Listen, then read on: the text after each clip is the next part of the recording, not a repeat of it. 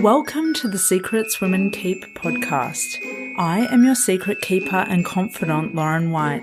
I'm a qualified counsellor and sexologist, facilitator of all things turn on, author of Permission, and a witty, highly intuitive lounge room dancing introvert. I help you as an exceptional woman in entrepreneurship to see, love, and trust all the parts of yourself, especially the unseen. Let's pull back the curtain, light the candelabra, and lift the veil. These are the secrets women keep. Hello, and welcome to the Secrets Women Keep podcast. I am your host and confidant, Lauren White, and today we have a completely magical guest. Her name is Lisa Lister. Lisa has been crowned the Defender of Female Awesomeness by Cooler magazine. She is a writer, menstrual fertility and reproductive health practitioner, and founder of She Flow, a personal invite to celebrate the fiercely feminine, sensual pleasure of being a woman through yoga, movement, massage, mysteries, and magic. Lisa is dedicated to helping women crack their lady code, reconnect with their body wisdom, and love their lady landscape through her best-selling books and She Power Collective on Patreon. Lisa, welcome to the podcast. Thank you so much for having me. This is so cool. Thanks for inviting me, Lauren. You're so welcome. And before we press record, Lisa was speaking into something that we're going to talk about, but she was talking about trusting the timing. And likewise, I always trust the timing with you, even though I'm really responsive and can Lisa just write back to me right now? I think I reached out, I wrote to the wrong email address to ask you on, I think it was January, and magic happened and whisked through, and I got this email from your assistant saying, okay, the timing can happen now. I was like, I trust that. I really trust it. Okay, it wasn't meant to be pushed or forced at the beginning of the year. Now is the timing. And especially with a recent announcement from you, I'm like, that's why it needed to happen now rather than sooner. So complete trust in the timing. I'm really excited. No, me too. And I love speaking to people I know. I always find these so much easier when they're people that I've worked with and we've worked together on projects. Yep. So it's a joy. It's a total joy. Yeah, I agree. And I've really found people have responded to all the podcasts where I know the guests. People have responded more favorably where I've known the guests, because I go, blah, blah, blah, blah, blah, and we did this, we know each other. And genuinely, you obviously, sometimes you sort of drop way more because you're like, oh, we know each other. We've had a working relationship, and oh, wait a minute, this is being recorded. Okay. Yeah. We can cut that out if you want, but really that's that's the good stuff. That's the stuff I listen to podcasts for, right? I don't want someone telling me the same stuff in every podcast. This is juicy to have a conversation. So yeah, I'm excited. Thanks. Yeah, me too. Let's have that conversation. Before we do, I would love if I could have your permission to share how we worked together to tell that story. How it all happened was, another guest on the podcast, Sharon Holmes, came over to my house one day, and I want to say maybe it was 2017. It was late 2016, early 2017. I was newly postpartum, and she said, blah, blah, blah, do you know Lisa Lister? I was like, no. And she said, oh, she wrote this book called Love Your Lady Landscape because you're a sexologist. I think you'd like it. And I just jumped on, ordering, whatever we buy books from, and got it delivered and just started devouring it and started reading your words and just felt such solace, and was following you on Instagram. And it came to the point where I was hearing my book coming through. And I can remember where I was in my house. I can remember the moment. It was like the metaphorical tap on the shoulder to just, it was seriously said, go look at Lisa Lister's site. That's all it said. It said, go look at Lisa Lister's site. I went to your website and I was like, she does book editing. Oh my God. And just went, the rest from that point on was just magical. Like that we had a bit of back and forth and I felt like, oh, will we, won't we? Like, is this going to happen? And you're like, sorry, I'm in Malta. I've got no net connection. Like I can't right? And, Wow. and just you saying yes was honestly, no shit, was one of the most magical, like it was a moment of full magic activated in my body. It was going, oh my God, this is going to happen. And it just meant so much to me that you were going to walk alongside me. And I felt like the luckiest woman on earth. I was telling everyone, I was like, I'm so lucky. Like, I'm the lucky one that gets to hold word medicine made by women that are doing like incredible work. And I think the thing is as well that, it used to be a job, right? That was part of my work. But what I'm blessed in is that now I only offer that like 2 or 3 times a year, because so that it means I get to really, really work specifically with women that have got a big medicine to share in book form, right? Like, so it's not like, oh, this is my job. Like, this is a part of my job. You know, we haven't, and the joy of us being women is that we don't have to have like a one size fits all label as to like, oh, you do this, you do that. So the book editing is now something I get to choose to do when like someone like you comes to me and says, I've got this medicine, I want to share it with the world. And I'm like, yeah, I'm in, like, sign me up. And I am all in, right? And you have to trust the process. And I think that's the biggest ask of anyone, especially if you're sharing feminine or like deep body known, like in your bones wisdom, that's not necessarily a one size fits all system, right? Mm-hmm. So we have to then trust the system of the creation so that the book itself then holds the spell that you've written, that you're going to write, that you're going to create, right? So and with you it was super clear. It was like, I'm in, sign me up. So it was just as much me signing up to you as you signing up to me. So yeah. Oh, that's so nice to hear. That's 3 years on. That's really nice to, you know. Yeah, absolutely. Yeah, really nice to hear. Thank you. And yeah, it was just, we did make magic. It had such ease and flow, and there was never like there's never any resistance. I still coin it as the project that showed me what flow state is, the project that showed me what ease is, the project that showed me what it is to be a channel. And it was a lot of that was your support, and you having that, you embodying that flow, you embodying that ease, you embodying what it is to be a channel. So yeah, well, thank you. In this mutual back pat and love fest, I think that, but I also think that is the magic. That's how you can tell the difference between a book that is a medicine book like yours that will last the test of time versus,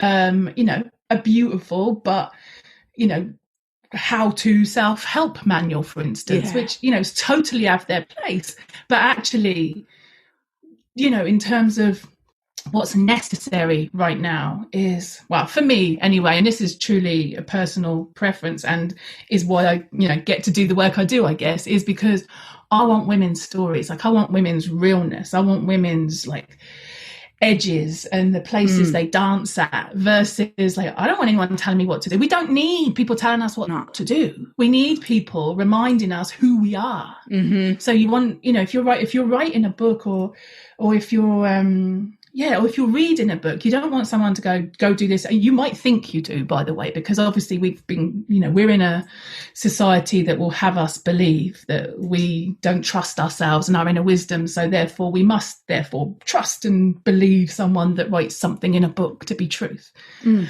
My thing always is like, I want the person who's writing the book to be receiving the medicine first and foremost. So the act of the writing, the act of the creative process, like you said, like you said in terms of the flow state, but to recognize what that even feels like, to recognize what it is to incite response in the person reading it, to be able to share wisdom and insight without saying, you should do this, you should do that, or and then to let the person read it, receive medicine simply by holding the book in their hands, simply by listening to your words if it's in an audio book, or simply by because sometimes you don't even need to read a book to know it's magic. Like, you've just got to look at your cover on permission to know that, like, that book is juicy, right? Like, you can just have it on a shelf, like I have, and you can just go, because like, and then to read it is another experience, and it helps you to unfold. And I feel like that's the books that I want to read. I want to read books that encourage me to get more curious about myself, to get more curious about my own agency and my own power, versus being told what to do. Yes. I don't think that's what you asked, but I'm sharing it anyway. No. It's very relevant. A lot of my listeners will be will know the experience, and when I say know, I mean cerebral know, the experience of, this is what I think I should do, this is who I think I should be, this is how I should get approval, this should be my next step. Like the very linear, when I do the Excel spreadsheet of life, which is what we talked about when we were, when I was writing permission, but it's still very prevalent. It's still very present for them. So they will really respond to what and how you just move them. And that's what I always loved about your books, was I will just reread them, or I'll just dip into them every now and again when I just want comfort. I just want... I heard you say that on your Insta stories this morning. You were like, sometimes I just read it for comfort. I'm like, that makes me so happy. I know. It's just like, it's Easter time. What does Lisa say in Which about Easter time? Like just a little top-up refresher. Oh, that's really nice. I just think you can't put a price on that. You cannot put a price on being of comfort to people when they are stepping forward saying, tell me what I should do, and you take the most empowering action and ask, what do you feel you could do with this moment or with this information, or now that you know this? And that is just such a beautiful gift to give to people who feel disempowered. And we all feel, and we live in we're currently experiencing a cycle of collective trauma of being women in a world that was never, there's this systems and structures that are like not set up in our favor. So like we often feel that disconnect. We often feel that disassociation even from the real world, and keeps us compliant, doesn't it? Whereas I think that that's enough of that now. That's enough of that. Like, really, and I mean, and it sounds flippant, but it really is time. Like, it's time for us to stop looking for strategies of survival and start remembering how bloody powerful we are. And that can come through creative process. It's the one thing I've known in my belly since I was a child. Not a lot else. Everything else is through learned experiences and mistakes and mess ups and all of that sort of stuff. But what I do know is that creative process, if allowed to unfold in us, specifically as women, can really allow for that kind of, I don't know, like, I talk about it in all my books, but that darkness whereby we're told to be afraid of the dark. Literally, that's where our powers are. Like, that's where they've put our powers. Mm-hmm. They've put all of the things that, like our cyclic nature, our connection to ourselves, our connection to our bodies and to nature and to the cosmos. They put it in the dark and then taught us to be afraid of the dark, and then told us that those things are taboo. Mm. And then if you dare to get curious, if you dare to get a little bit inquisitive about that, then it's almost like you're opening Pandora's box. And if you open Pandora's box, then you'll be cursed. Like, all of these stories throughout mythology are in place to keep us compliant. So, I don't know. I feel like the bigger medicine here for all of us, the bigger message, the bigger unfoldment for all of us is to, start to use our own self-power, our own agency. And I find that through the creative process more than anything, like that flow state, that trust in like, oh, look at what's possible. Look at all words appearing on a page that aren't shit, amazing. Like, just to even have that recognition and to trust yourself, to go to those wild edges of who you are, like, and go, shit, do I actually think that? And that doesn't have to go into print. That doesn't have to, but like, that's the whole point in letting it be medicine, like letting the creative process, or even like, we're talking about books, but, you know, I make art, I use color, I use, you know, it can be any form of creative expression. Like, you know, we are creatrixes. Like, we can birth entire freaking universes if we wanted to. Mm-hmm. As you know, and many of us birth lives, many of us birth businesses. This is all that creative power that is really in us, always waiting to be accessed and activated. So I feel like that's my, I don't know, I haven't got onto that one, but yeah, that's my kind of, my response, I guess, to the societal spell that we've probably been under for a few kind of 1,000 years. Yeah. Plus some. Plus some. I would love to take what you just said and segue into a question that I have about the darkness. And one of the first questions I always ask guests on the podcast is about their bathroom stall moments in life. And you can rename it whatever, you can call it whatever you want. It can happen in a car. It can happen in a stairwell. It can happen in an aeroplane.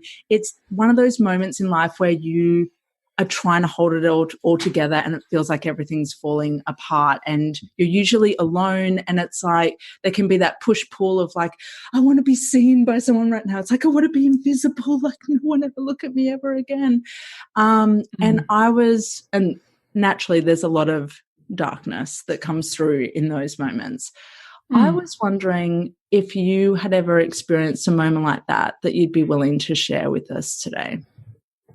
Yeah, there's been a few. And there should be as well, because it's where we grow. Like, it's where we get really rooted. Like, honestly, like, I will tell you about it, but what I feel like is more important is recognizing that that darkness is where we grow our strongest roots. You know, the goddess, you know, she's been pushed down and into the darkness for thousands and thousands of years, yet still she rises, right? Like, yet still we're experiencing that rise of feminine energy in all of us, in the collective. You know, we are experiencing that. So it's in that darkness that we, you know, we're able to find our light. We're able to find, you know, it all sounds very Instagram meme. I'm very aware of that. But I feel like it's important to know before, they're always a breakthrough. They're always a breakthrough. Like, if you can trust, I mean, the problem is when we think of the dark, we think of the unknown, and we're scared of the unknown. Right. So when we're in those moments, and I'm trying to think of a specific one. Like I say, there's been a few, because I'm a Scorpio and death and rebirth's my thing. Like, I'm a lot more comfier to know that it's a cyclic process.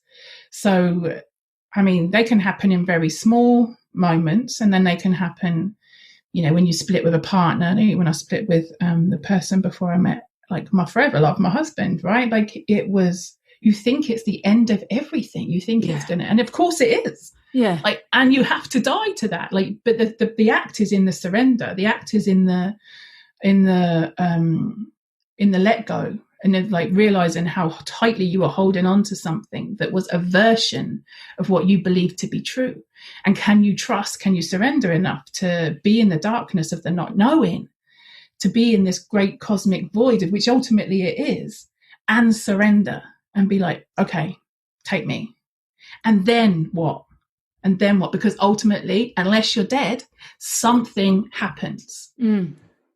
Like, there's a movement, there's a phone call, there's a word, there's a book, you know, when I split up with that previous partner, you know, I was reading Eat, Pray, Love, and, you know, I couldn't be more cliche about this, you know, it's like, oh yeah, I was reading Eat, Pray, but that book saved me, you know, like, the words in that book saved me that in that moment, because I was like, this is like, you know, you're taking who I thought I was as a potential wife, you're taking who I thought I was as somebody who owned a home. And so now I don't own a home. Now I'm single. Now I thought I'd have my shit together by the time I was 30. That's when that particular experience happened. And yet, you know, now I can look back and be like, thank that happened. Like, thank goodness that happened, because now look where I am. Now look at the love I can experience because I've known what I surrendered to. Like, if I had just settled for that kind of love, now I would never have known this kind of love that I'm now in with my Viking. You know, I would never experience that. I would never experience what it is to share. And then there's been loads of, like I say, they come in and never belittle an experience. They're all here to teach us. So it can be a big, like, knees to the floor, like, you know, like an Eat, Pray, Love moment. I feel like it was quite meta having an Eat, Pray, Love moment whilst reading Eat, Pray, Love. You know, it felt like it was like, of course I'd be a stereotype, but yeah, you know, to then recognise that they're happening on the daily, and it's like, I feel like they're always a call to stop holding on too tightly, to practice the active surrender. Like, we are not taught to surrender in you know, in this kind of cultural society that in the West that we're used to. You know, it's like we're just not taught that. We're not taught how to surrender, how to allow death so that there can be rebirth. Yeah, you know, and that's why I love the cyclic work. It's why I'm obsessed with the cyclic work, because we get to experience that. If you're someone who bleeds, you get to experience that in your body each month. It's almost like a little ego death. Like, you might have thought you had all this energy, you might have thought you had all this power, and then like it comes to the second half of the cycle and your energy's depleting and like your hormones are dropping, and you're like, oh, okay. And you have to release, you have to let go, otherwise it's painful. We know that. We experience that through, you know, PMS and all of the things that come with kind of constrained emotions that kind of happen around those sort of times. And so actually we're just asking ourselves more than anything. These are always opportunities, and it's always easy to say in the late phases, isn't it? Like, it's always easy to say, oh, the light always comes. This too, my nan always used to say, and like, you know, my nan was a woman of wisdom. She was a proper gypsy nana. And she always say, this too shall pass. This too shall pass, whether it's good or whether it's bad. So like, we can be in this totally joyful minute and go, wow, like, look at us, we're in conversation together. This is so, like, my heart is so full because I'm with someone I really love, and we're in this conversation and we're talking about really important, juicy stuff to us. And no, this conversation is going to end. Yeah.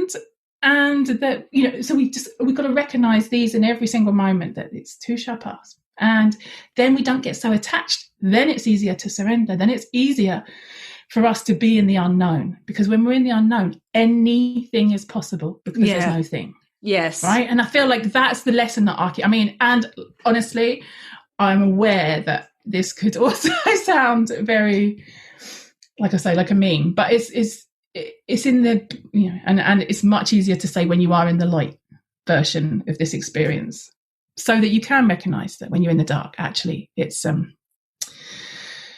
surrender. Surrender. Yes. And then surrender some more. And then surrender some more. Yes. Yeah.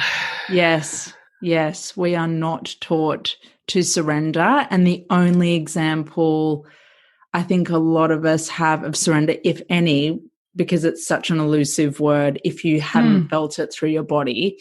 Just before I go on, the last line of The Power of Now by Eckhart Tolle is, you know, the hypothetical person asking a question like, what does it feel like when you surrender? And he says, if you have to ask the question, then you've never actually surrendered. And it's true. That's true. It's a somatic experience. It is I'm just sinking into this decision. I'm sinking into this to what I'm about to step into. Even though I don't know what the outcome is going to be, I'm in full trust. It is a full body experience. So if you have to ask the question, you haven't yet had the experience, and that's okay. You will have the experience, and you will have it through your body. And if the word surrender feels really, really far away from you, Lisa dropped another word in that can be in some ways interchangeable with surrender, which is allowing. Like, what can you allow right now? What can you allow to unfold? What can you allow to happen, even though you want to hold on tight, even though, you know, you have this desire to control, even though. So, Yeah. Yeah, and I think that's about creating a capacity as well, isn't it? Because like if we've never done it before, it becomes a practice. Like I say, unless we practice like holding on, and it might just be that we just let go of the grip a little, that we release a little, a bit at a time. Like we move a finger at a time from the rope that we're holding onto, so it don't burn us.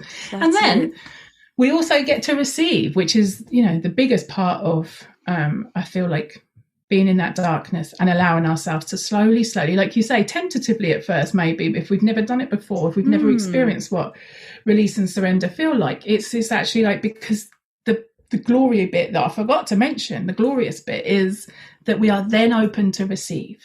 Then you are then open to receive.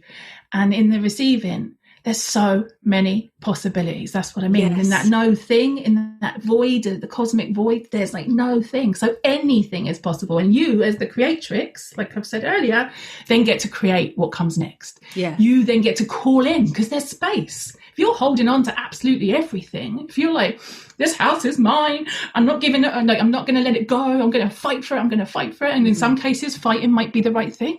But in my case, it wasn't. And actually, to let go of it, it made space. There was then space. And then when there's space, you can be open to receive. Yeah. Beautiful. And it's in these moments of, like you said, it's in these moments of light that we can lose touch with that.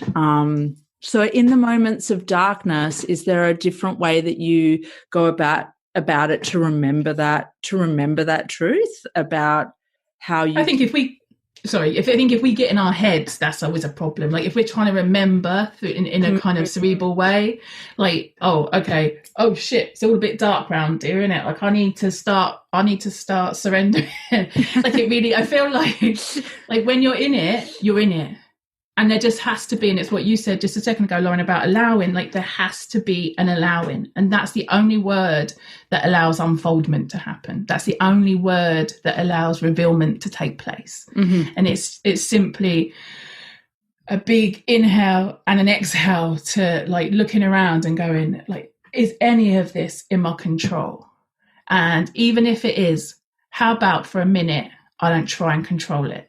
How about for a minute, I just allow whatever needs to be present, whatever needs to move through my body to move through, whether it's like big, like ugly sobs, whether it's a scream, whether it's an expression, because we push everything down, like we suppress so much of this feeling that actually the idea of letting go, the idea of surrendering is like, but what if I really surrendered? Like what would happen? Like what would happen? And I get that. Like sometimes when I say to people, like, I really want you to feel what's going on for you right now, they're scared because it's scary to feel. Like it's scary because you think, what if I feel too much? Like what if it becomes too much? What if I could never stop? What if I cry and I never stop crying? Yeah. Right. But we do. And if you cried for 3 days, like let it be. And honestly, like that Beatles song, Let It Be, is like the only song in those dark moments that can only, like, there might be words, like I said, there might be friends, there might be a book, there might be something that falls off the shelf, but in those moments, something I will turn to versus wait for it to arrive, for instance. Like I often let like you said, is there anything you can kind of do in those moments? Like it's like the only thing I would do, in inverted commas, would be to play Let It Be. That's all I've got. Like in those darkest moments, Let It Be is like, my medicine. And I subscribe it to everyone. I do subscribe it to everyone. The lyrics are beautiful, and it's like proper mama energy that you let come to you and hold you, instead of you trying to hold everything together, which is ultimately what so many of us are doing as women, like trying to hold it together, trying to hold the bits, trying to hold all the pieces, trying to hold all the emotion, and it's exhausting. Yeah. But when you're asked to surrender, when you're asked to rest, like rest feels like indulgent. Rest, we feel like guilt for resting, like especially if you're a mama, especially if you're like you've got a business and you want to try and keep all the plates in the air. And so we don't rest. And so why would we know what surrender is? Because we wouldn't surrender. Because if we surrender, what if any of this escapes? What if we let go of any of these pieces? Right? Yeah. Yeah. Mm. You used the words too much a moment ago, and I would love to talk to you about being too much. When you were editing Permission, we talked a lot about the good girl, because that was the whole crux of the book, was releasing where you can this notion of being the good girl and having her follow you into the bedroom and beyond, and dictating your every move about what you should be and how you should hold yourself in intimacy and sex. And at the time, I was coming from the place of the good girl who never feels like she's enough, like never feels enough. And you were revealing this other side of the good girl. It really opened my eyes to it, actually, and inviting me in to approach, okay, what about when you become the good girl, when you believe you're too much and you're trying to temper down your too much by being in that constraint and being in that holding. And yeah, it's only in the last year that I've been playing more with the too much. This is too much. I'm being too much right now, as I start to dig deeper into honoring my essence and who I am, and, you know, what I really love, and my fantasy world and my rich internal experience of life. And I affectionately call it my more. It's like my more. Yeah. I want more. Yeah. Sing it. I would love to know. I am getting to a question. I'm just being in my more right now. I'm going to bring it. A 4-paragraph lead up to my question. What is too much? Is there too much? What is your take on it in this very present moment? Is there such a thing? I don't think there's such a thing. I think we're taught. I think, again, if we just go back to those kind of systems and structures that have been put in place to keep us believing we're not enough or that we're too much, right? So it just depends on the cultural story you've been fed, but ultimately it's all part of the same societal spell. Like, so, you know, we can see somebody at one end of the spectrum going like timid, doesn't want to speak out, too afraid to speak their words, and because they might be seen or they don't want to be seen. And at the other end of the spectrum, we can see somebody who is like, you know, bold, out there, so seen, like so happy with being seen, perceived happy with being seen, for instance, right? But that's an act because they don't want people to see the real them. They want to, you know, they're wearing it as a mask, perhaps. Or like that person at one end of the spectrum is looking at the other end of the spectrum and creating judgments. That is how we're being kept disconnected from ourselves and our deepest knowing, right? Like, so it's these I've got no other word for it, right? But it's just like they're just all versions of the same spell. Right, so that you are not connected to self, so that you are not connected to what you know to be true. Because then you're told, you know, we're told so many stories about how we should be, whether that's familial, whether that's lineage, you know, whether that's societal, whether that's cultural. How should you be? And that will differ depending on, you know, where you live and who your family are and all of those things. And then it's like, we don't even know some of those parts of us. So, you know, when we're talking about a good girl, for example, the good girl wants to please, like they want to please. So they'll be whatever you want them to be. That's how good we are as women. Like we could, like I said, we could come back to that creatrix, right? We can come back to her and we can recognize that I've got many, many masks. This lifetime has meant that I've created a ton of masks. So what, you want me to be on a stage? You want me to speak out? Okay, I'll put that mask on. Oh, you want me to do this? Okay, I'll put this mask on. Oh, you want me to be quiet? Okay, yeah, I'll put that mask on.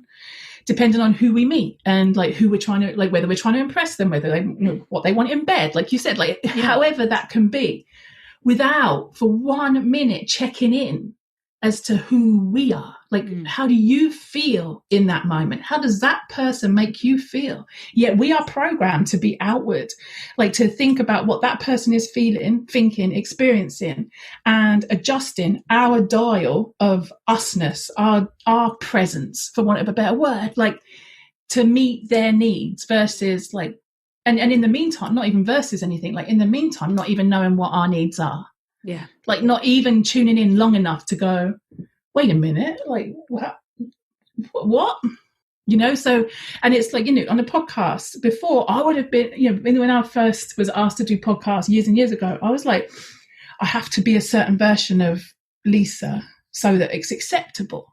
But I'm not linear. Like, I don't speak in straight lines. I don't speak in sound bites. I'm not good at, it'd be very hard for someone to kind of extract a piece and go, oh, there we go. Or they might be able to, I don't know. But what I do realize now is like how I show up here is the same as how it would be if we met in person, because it's easier for me to be this version of Lisa, which is not true. Yes. Right. And that is subject to change, obviously, right? Like, depending, like we said, because we're in conversation, right? So I know you, and this is much more, I guess I might be a little bit more deeper, I might be a little bit more expressive. And it depends on where I'm at in my menstrual cycle. It depends on if, like, my partner and I've had sex or if we've argued. Like, all of those things can impact who you are when you show up in that moment. Yeah. And that is okay. And I feel like that's the bit we need to look at. Like, I love the idea of I love the idea of exploring what too much means to us. I love the idea of what not enough is. Ultimately, though, same spell.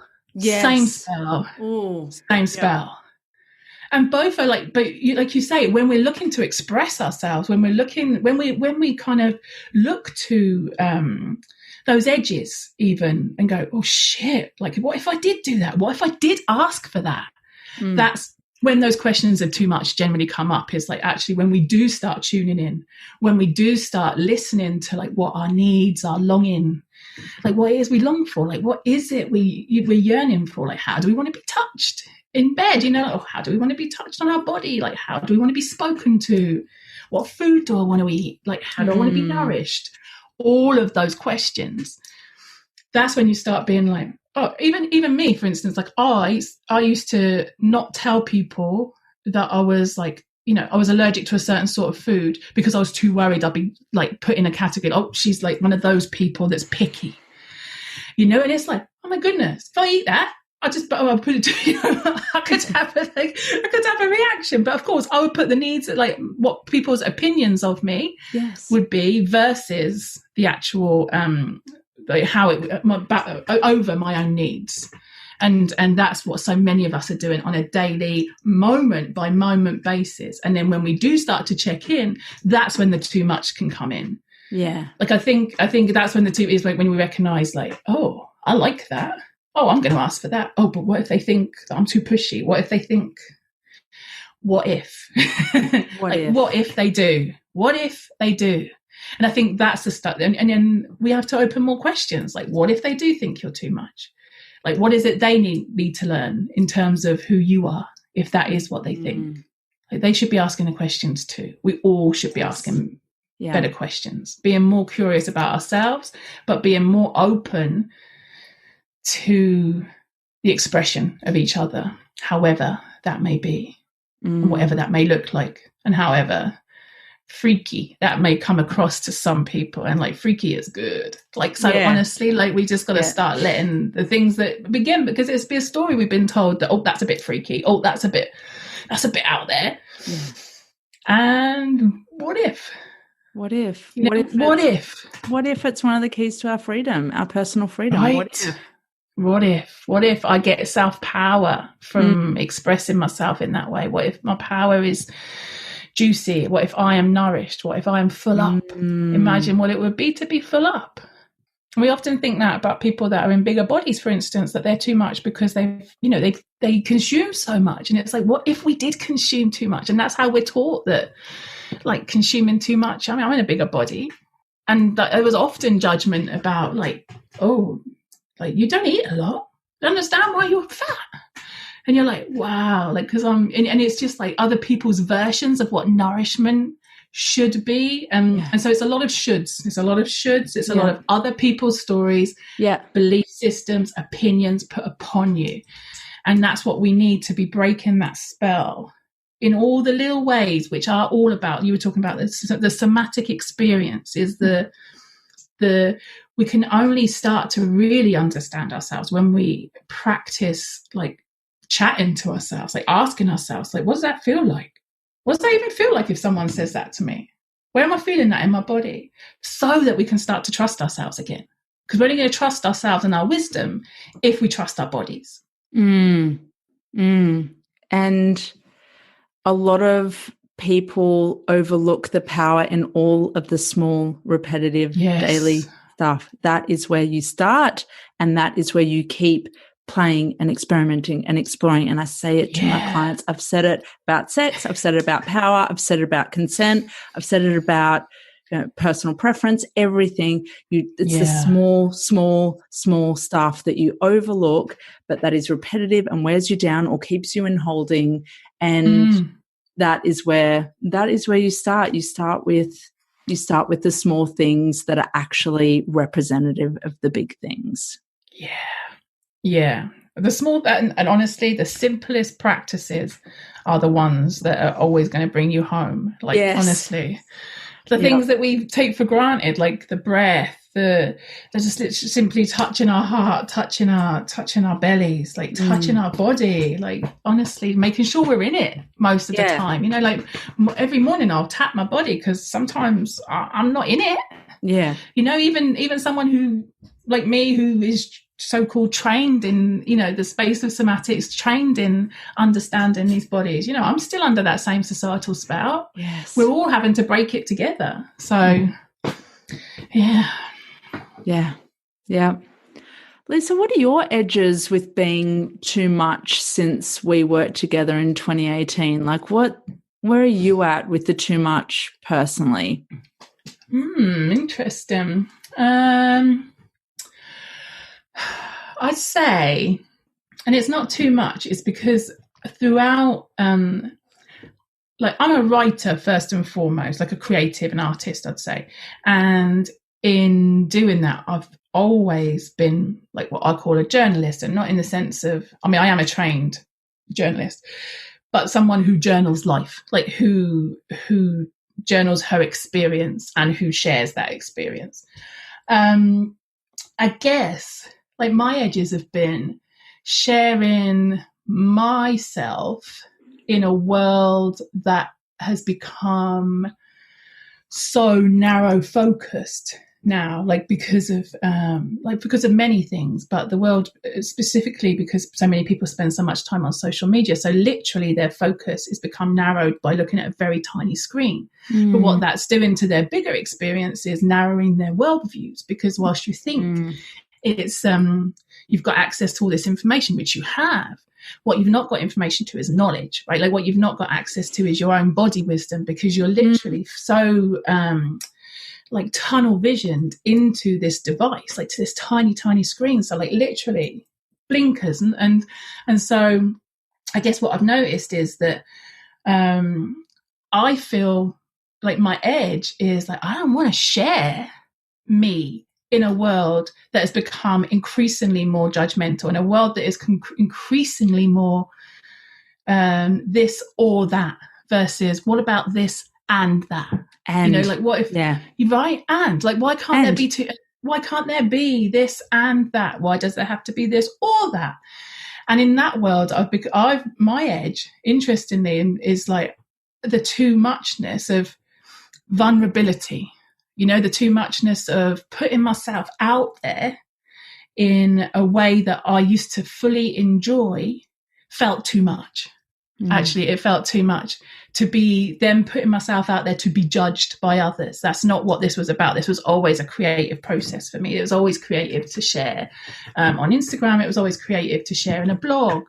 And so now my edge has been like, how do I continue to be creative? Like, how do I continue to share from my wisdom, from my wisdom place, like my belly, my womb, my deepest knowing, my ancestral lineage?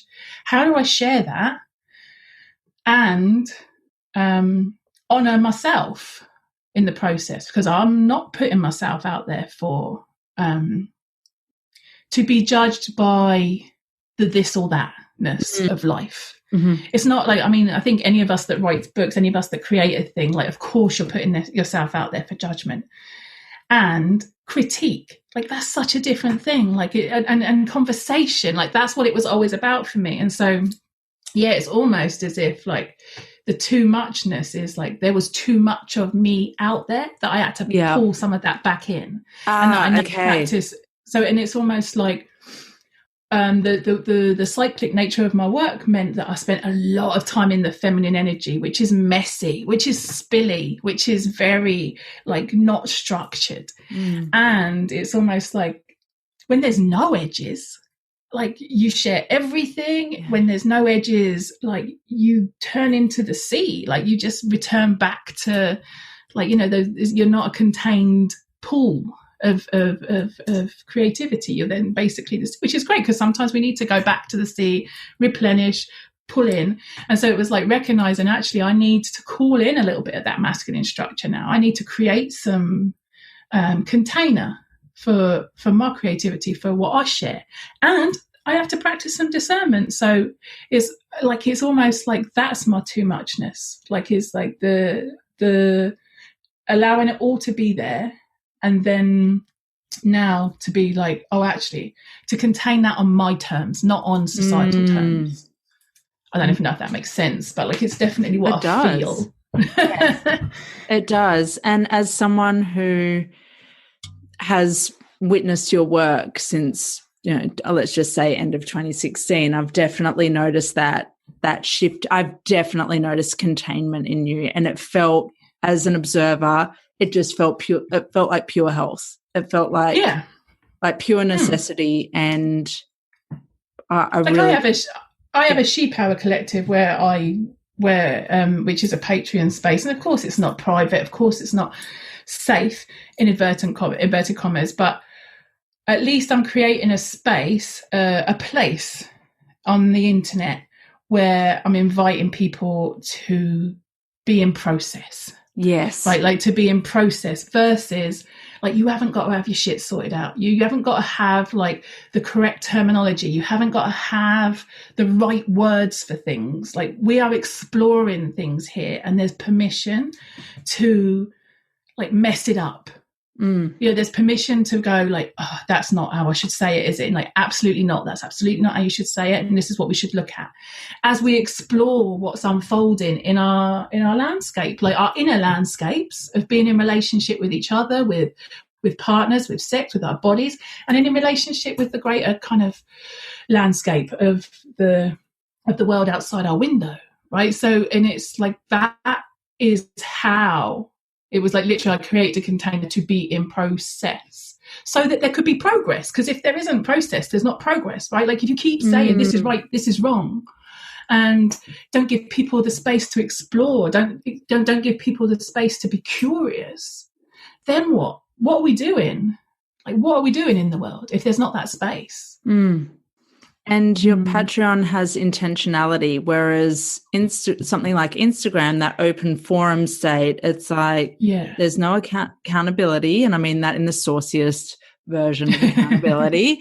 There's just it can, as a creator on Instagram, someone who really enjoys Instagram, it can feel like really, really leaky and strange to have all these tendrils going out, and you can never be certain of how. And I'm not responsible for how someone consumes it or what they do with that.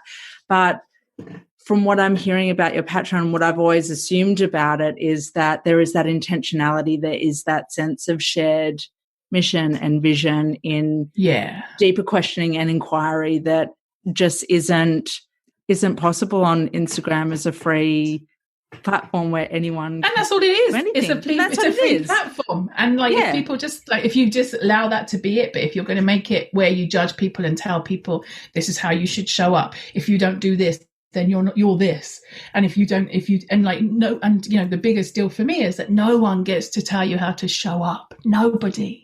Like that's your decision in life, and these are short, beautiful snippets of life that people are choosing to share with the world, or a version of themselves that they want to be seen to be doing the right thing, or please like me, or please confirm and validate me, you know? And it's like, what if like we drop some of that? But I also get it's not safe to drop some of that. Like, you know, it's not safe for a lot of people to drop some of that and to be in the exploration and to ask the questions, because a lot of people are shut down in asking the questions. But what about oh, I'm curious about this. And that's not encouraged or supported really in that space. And nor should it be, because let's remember, it's a free thing. It's a free app on a phone. Yeah. Like, what I'm keen to explore, you say it's Patreon to a certain extent, right? Like, but we use what we've got, but there's also, no replacement for conversation. There's no replacement for inquiry and self-inquiry, as well as inquiry with others, like in a retreat set up, which we've not had access to for a little while, and workshops and things like that. So I think, there should be some space for all of us to be curious and to explore, whether that is ourselves.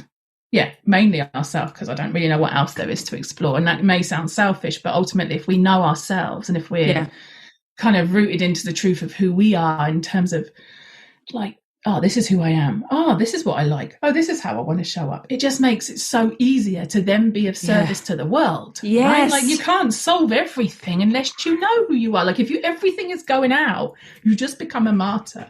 Yeah. Like, you don't get satiated. If you're not satiated, you can't. I mean, you hear that saying all the time, like, but it's ultimately, if you're not satiated, then you can't help satiate other people. You can't. Yeah, no, you need to show, every woman, every person is in a position to show another way to at least one other person. So absolutely. Like, everyone, doesn't matter who you are, what walk of life, you can be the example, and then that liberates another person, another one. And that's what I just love about this work, is you just never know how far that reach will go from someone who absolutely has worked with you. And just that ripple effect is so, it fires me up. It makes me so excited. It's like, I don't mind if I'm just talking to one person on a masterclass, which I've had that experience of, because I trust that can create a whole other ripple effect, that it's not my responsibility to get over involved and augment that. Let it go. Let it flow. Yeah, so, absolutely. Yeah, we need to know ourselves. We need to understand our expression, and then we can be the permission granters and liberators for other people, and who are struggling, who are in holding, who. And I generally think that's why I loved your book so much. And it's like, it's even just the title. Like I say, you don't even need to open the pages sometimes of books when you own a book like yours, with the cover and that word. It's like, honestly, that's all. Whenever anyone asks me for my job description, I'm just like, I'm a permission giver. Like, it's permission, like literally, because whilst we're still under the kind of constraints of a societal spell, then we need people to constantly remind us. We just need to remind each other on a daily basis, because you can know all the things, you could have read all the books, you could be doing all the work, you could be a coach to like thousands of people, yet we still need to be reminded each day that we've got permission to feel this way, that we've got permission to show up exactly as we are, with all the parts, especially the bits that have been dipped in shame and have been dipped in blame, all of those bits, and to be able to then go, okay, here I am, and I'm still worthy, and it's still okay for me to be here, and it's still okay for me to take up space here. Like, look, I can take up space. And then that whole too much thing comes back to that as well, people being too scared to take up space, and then when they do take up space, then they're apologetic for it. It's like, almost apologising. Like, I've written a book, I'm sorry, I've written a book. No, don't be sorry. Like, almost like don't want to shout about the book, because like they've written a thing, they've created a thing, that I'm not going to shout about the thing. It's but you've created something beautiful. Oh, it's so true. And there's a running theme through what you're saying today, and it's really something I've been playing with the last few months, that I feel like will never leave me, which I hope will never leave me now that it's landed in, the concept of and, adding an and. Don't get me wrong, there are moments where a full stop is a complete requirement. Like, this is how I feel, full stop.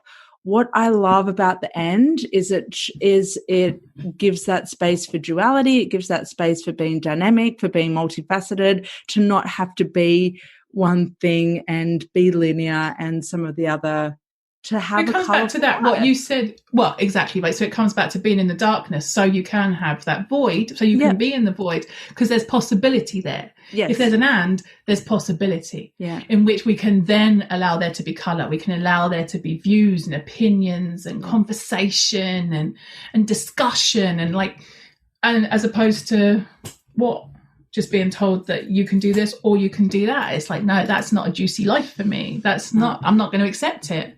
And I really hope that everyone listening is not going to accept that for themselves either, because they get to be, they get to create what their version of juicy looks like. And also that's another thing, isn't it? Like recognizing that we need to do, that we don't have to do it the same as everybody else. It doesn't have to, activism doesn't have to look the same for each and every person. Sex doesn't have to look the same for every other person. Our gender doesn't have to look the same for everyone.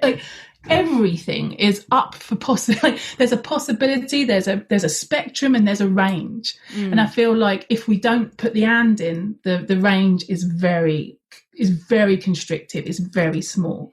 If we allow there to be and, there's space, there's range, there's possibility. That feels good. That feels so good. Okay. I would love to wrap up with one question before I ask you a few quick shoot questions. Okay. So I would love, is there anything, you've been so generous today in what you've revealed and giving us permission to tap into be more, to be too much through our creativity, through our voice, through how we show up. Is there anything else that you would like women who are struggling with being their fullest selves or their fullest identity to know?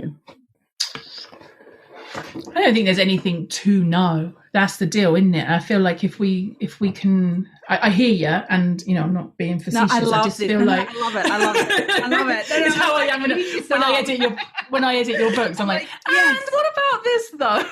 I hear you, and I guess I've got a book coming out, and it's called Presence, and the reason I wrote it was as a love letter to myself. First and foremost, to recognize that our presence exactly as we are in every single moment, and knowing that it's shifting all the time, from moment to moment, like we spoke about earlier, whereby depending on your cyclic nature, depending on who you've interacted with that day, if anyone, right, will dictate possibly how you show up, but how to really and I guess it's self-love, but that always feels like an overused phraseology. But to have respect, to have honor for exactly who you are, and a complete deep knowing that you are worthy to exist. Because that comes back down to that not enough. And the too much is that we're constantly juggling both. And some of us can really oscillate between the two.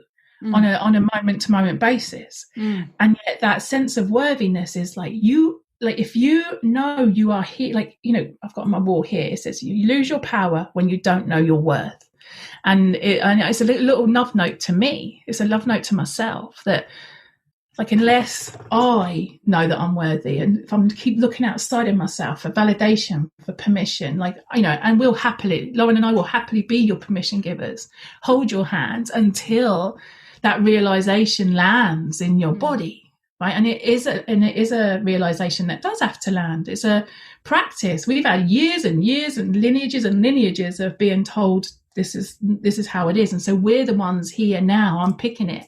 We're the ones here revealing it, and so recognizing that you can be the fullest spectrum of who you are. I feel like and that every part of you on that spectrum is worthy to be here, to show up, and to take up space. Every part of you on that spectrum is worthy. Yeah. It just is. We are all entitled. It's our goddess-given birthright to be here, to sing our song, and to really show up exactly how we want to show up, not how someone tells us it's the right way to show up. Yeah.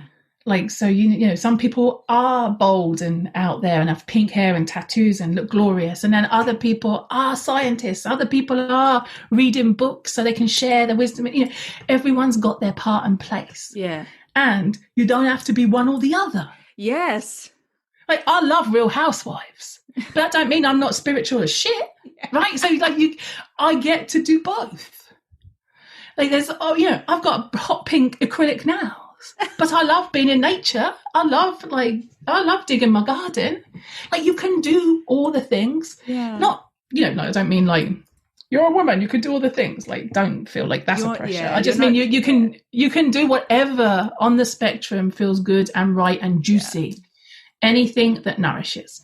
Yes. Yes. And be open to your spectrum changing and your spectrum looking and feeling different as you mature, as you get older and wiser, as you dig deeper, as you go into the shadows, as you... And that you might change your opinion. Imagine that. Imagine you might change your views on things too. All allowed, all possible. Permission given from Lauren. Yes. Yeah. Lauren is the official permission giver. I mean, me too, but she's got a book called it. So yeah. Trademark. I'm just joking there, is it? Okay. Speaking of books, your book Presence. Yeah. You just announced. You just dropped it on us. You just dropped this beautiful, to use the word, glorious image on us about 24 hours before recording. And I think it's safe to say most of us lapped that up and was like, oh my God, there's a book. There's another book from Lisa. Can you just speak into what your book is? No, that's not the question I want to ask. I don't want to ask what it's about. That's not the right question. What is your biggest intention with releasing your book Presence into the world? What is your biggest hope? Oh, that's a beautiful question. Is that it's useful, right? That it's helpful. And I say that in a very practical term because for someone like me who isn't linear, who isn't like straight line thinking, so the creative process is messy, so I put it all together and there's a lot of spilling, there's a lot of words, there's a lot of emotion, and there's a lot of possibility in like how the book could look, what could be put together. And this is a 30,000 word book. I usually write 60,000 word books, right? So this in itself is like a task for me. Like, if we're talking about that container, creating containers, like this is a much smaller, much more like potentially constrictive. So it was up to me to really, and I'm still battling with it, by the way. There's still like a part of me that's like, shit, I haven't put that in. Shit, I haven't put that in. Oh, that's not enough. And it was due out, like, you know, it was due out at the beginning of 2020. So actually there's a big time span between it being ready and it coming out in the world. So, you know, there's some inner kind of little conflict going like, oh God, what if it doesn't make sense now? And that's like the beautiful part of the creative process. And I really always want to be really honest about that when people ask. Like, I'm like, yeah, I still get that. I've got a lot of books out in the world and I still get that. But this one is foundational, like, because I know what's coming next. Like, in my creative process, I know what's coming next in what I want to create and share with the world. And I feel like this is a foundational piece, like it's a part of a puzzle that we're all piecing together. So it'll be a piece in a puzzle of books by other women that are all writing books around the world right now to help us all to recognize who the fuck we are, to remember deep down in our bones, to call back all the places where our power has been taken from us, where we've given it like freely. And go, actually, I'm remembering, I'm putting myself back together again. I'm reclaiming all the parts, and recognizing that my presence, like being present to my presence and recognizing the power in that is enough. Like, the power of your presence is enough. And like recognizing that. So that's the intention. Is the recognition of self, is the recognition of self, power, agency, of self-truth, of self-knowing, and to recognize that I couldn't do it all. Right. So as a creative, you want to do it all. Like you're no longer, when we read it in your book, right, there's pieces you want to keep in. And so for a 30,000 word book, I have to trust that what's in there is enough too. I have to trust that I'm enough. I have to trust that book's enough. Yes. I have to trust that I know what's coming next. And so I hope that the reader will then trust that this is part of a process.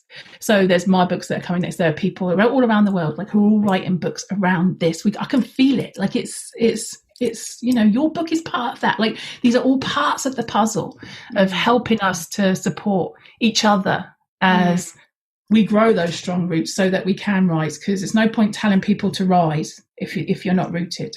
That's the goal here. If there was to be a goal, which I'm not keen on, but if there were to be one, it would be that we had all the support from each other, from each other's stories, from each other's wisdom, so that we can grow those really strong roots, trust ourselves and our knowing, so that we can all rise. Yes. Yeah. I love you. I don't have a response to anything you say. I just have a declaration. I'll take the declarations. I love you. I could listen. I could listen to you all. I could listen and read your words all day and just bathe and bask in them.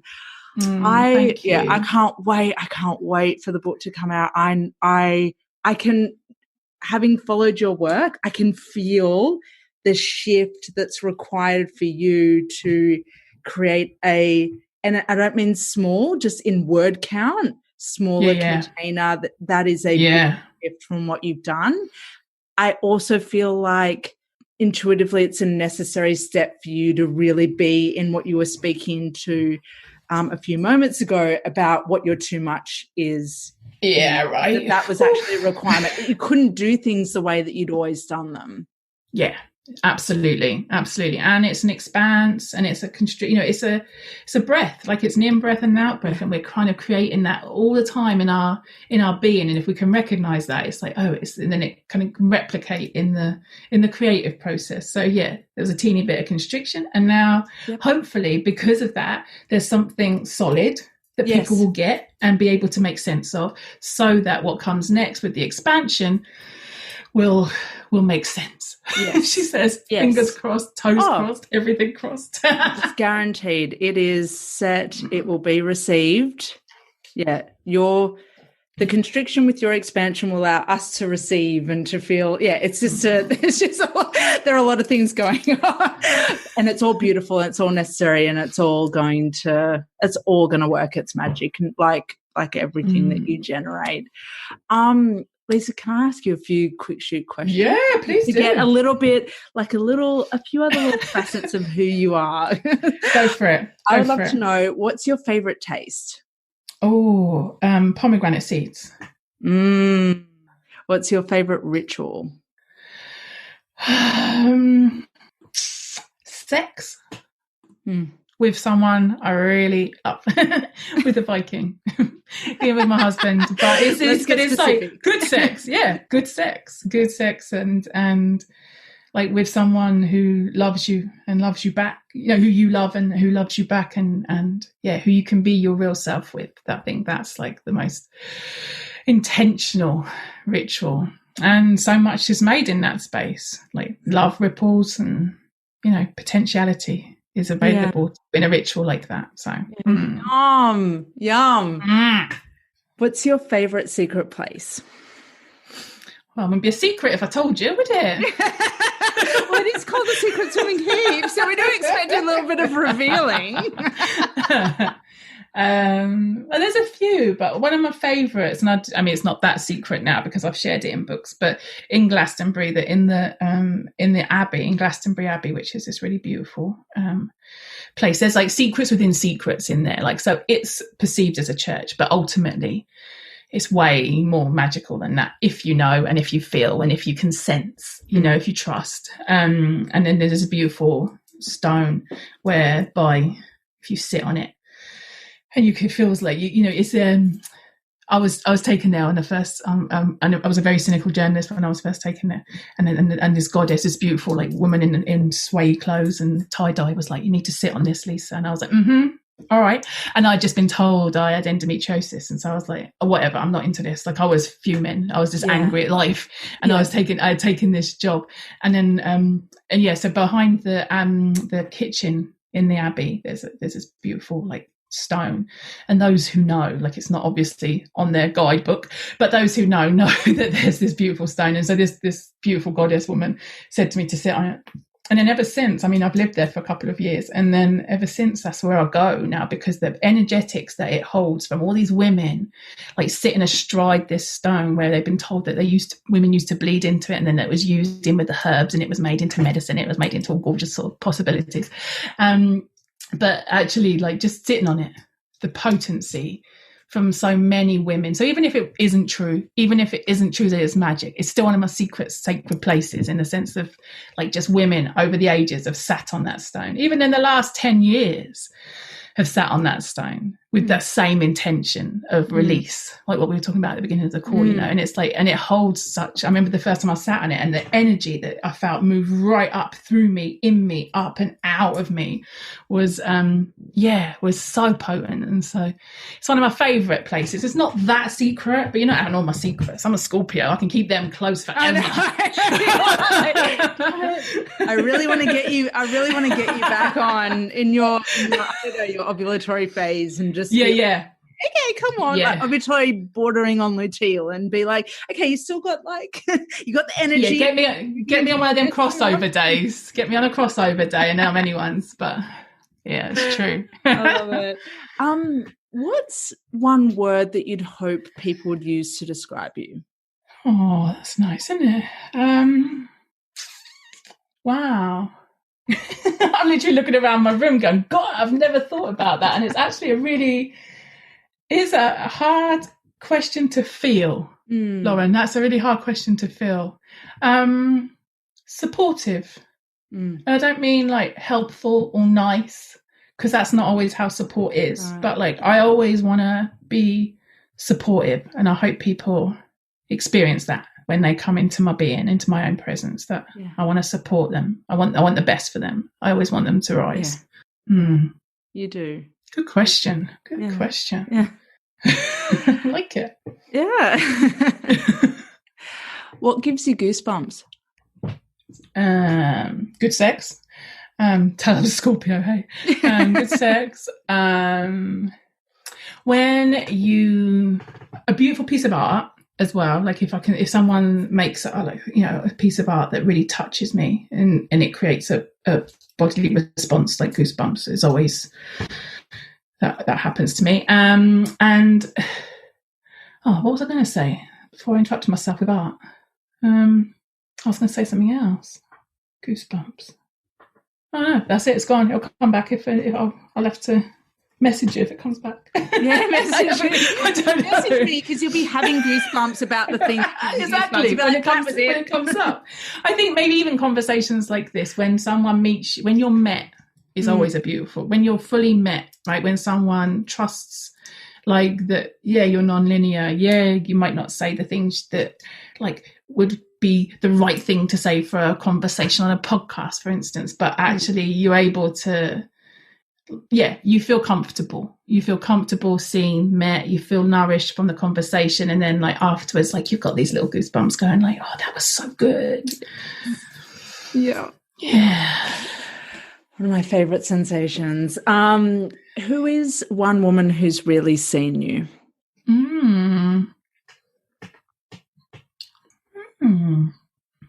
My nan.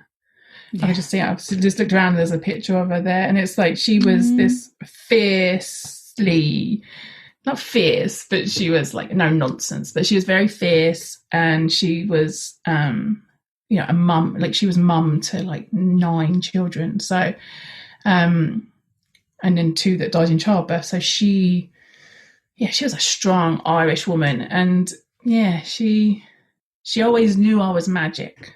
She always knew I was magic. So that's that, and she always reminded me of my magic, even when I would prefer to be kissing boys and and listening to boy bands. Yeah. Like she was like, you do realise you're magic. Mm-hmm. Yeah, I don't care about that, Nan. I'd prefer to be like just kissing boys now, thank you. When I was a teenager, that was especially when she reminded me. Yeah. But she reminds me lots more now that she's not here in her body. It's much easier for her to guide me and support me in that way, I think. Beautiful. I love your references to your nan in your books. It's like I love feel it. You can feel it. Just you can feel it. You can feel her. Yeah. She's a special one. Yeah.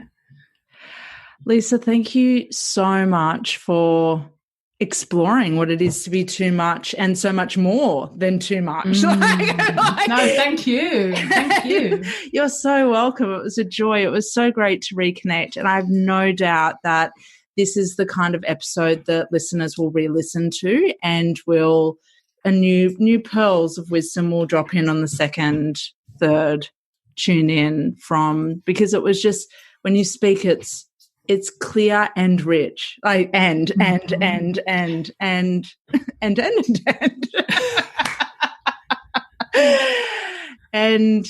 I just adore you, and I know that the listeners of The Secrets Women Keep are going to be in a position to receive so much from what you've shared in this hour. I hope so. I'm wondering, where can we find you these days online? I'd love to see in person, but I'm like, I think I might be online. I know. For now, it's online. So I am on Instagram at Sassy Lisa Lister. I'm very sporadic on there. I have a website, which is thesassyshe.com. And on there you can find out about the She Power Collective, which is where I share every week. So there's like this really beautiful diary bit where I just share every Monday, like the Shescape, my Shescape, our Shescape. And we do rituals, we do fun things, and we just really explore the, like I said, the landscapes, inner and outer, so that we can navigate these current times that we're in together, which is mainly that is the deal. So we can be in process and in progress together. That's the deal. So sassyshe.com. Yep. Wonderful. Thank you again. And I just, I love watching the unfolding. I'm going to enjoy, I just, receive so much from you, and really, really get so much from watching the unfolding, and know that there's always more with you, that there's always more, and it's exciting. And thank you for being a permission granter. Oh, thank you for giving us all permission. I'm so grateful. Thank you. Oh, thanks, Lisa. I have no doubts that this episode has contributed to your understanding of your secret self.